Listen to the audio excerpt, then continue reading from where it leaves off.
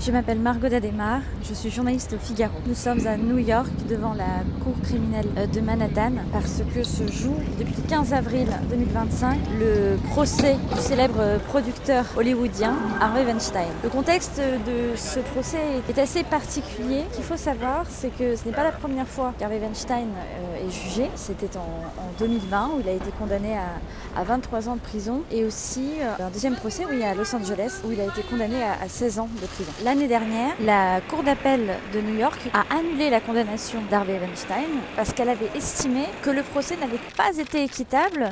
Et c'est pour cette raison qu'un nouveau procès est en train de se jouer depuis le 15 avril 2025 à New York. 3 femmes vont défiler à la barre. On a déjà entendu pendant plusieurs jours Myriam Haley, qui est une ancienne assistante de production et qui l'accuse donc de l'avoir violée dans l'un de ses appartements à Manhattan. Ensuite, il y a une seconde plaignante, Jessica Mann, avec qui Harvey Weinstein a entretenu une relation, mais qui dit que dans cette relation, il y a à la fois eu des relations qui étaient consenties et des relations qui étaient non consenties. Et puis, il y a la troisième et la nouvelle plaignante, c'est Kaya Sokola, une ancienne mannequin qui dit que Harvey Weinstein l'avait abusée sexuellement. Alors ce procès, il a commencé avec la sélection du jury. Cette sélection du jury, elle a duré 5 jours, ce qui est assez long pour les États-Unis. Il faut dire que c'était particulièrement difficile de trouver des membres du jury qui n'auraient jamais entendu parler de l'affaire, puisque c'est l'une des conditions pour être juré, c'est d'être vierge de toute information concernant le dossier qui va être jugé.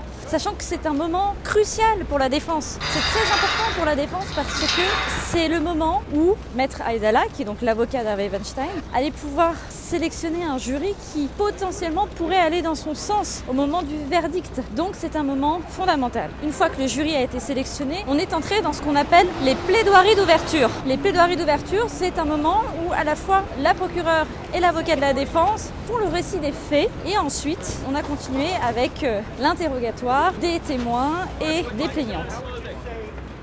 S'il y a un moment qui m'a particulièrement marqué, c'est l'arrivée d'Harvey Weinstein dans la salle d'audience. C'est un monsieur âgé de 73 ans qui arrive dans un fauteuil roulant avec le visage émacié, totalement diminué, sachant que il avait son arrivée à son premier procès à New York avait déjà fait polémique. Il était arrivé en déambulateur, complètement courbé en deux. Certaines personnes avaient critiqué ce qu'ils qualifiaient de mise en scène. Ils estimaient que Harvey Weinstein faisait du cinéma pour essayer d'amadouer les membres du jury, pour faire croire que c'est un vieillard sénile qui serait totalement incapable de violer quiconque.